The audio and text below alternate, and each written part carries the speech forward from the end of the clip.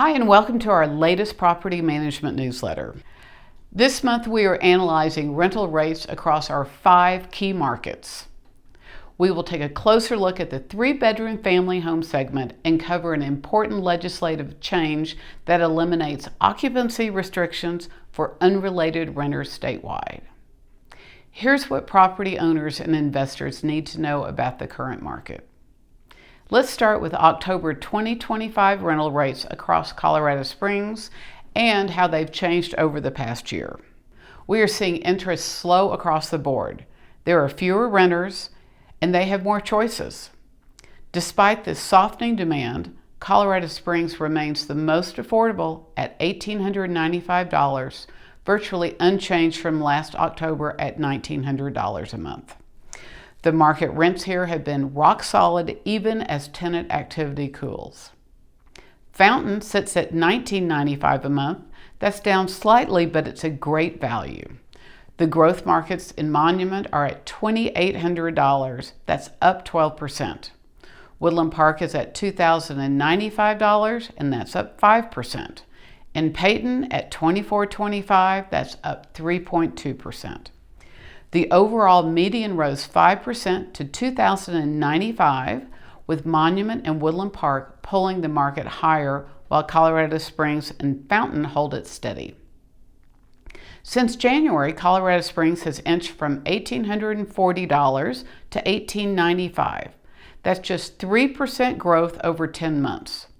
For property owners, this stability beats depreciation, and it suggests that the market has found its equilibrium around $1,890 to $1,900 as we close out 2025.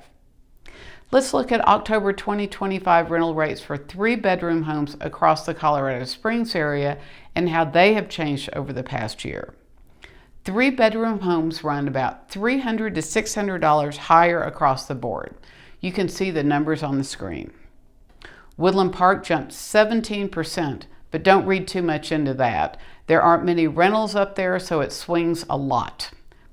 What I'm watching is Monument and Peyton. Steady growth in both as families look for schools and space.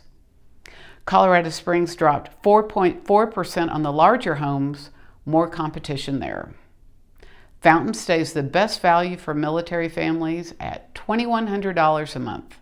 If you've got a 3-bedroom in Monument or out in the country, you're in good shape. The family rental market is solid in those areas.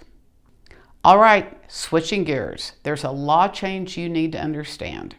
Colorado made a major change to rental housing law. Housing Bill 24-1007, which took effect in July of 2024, prohibits cities from limiting how many unrelated people can live together. The old unrelated person caps that existed across Colorado, including here in Colorado Springs, are now gone statewide. What does this mean for your property?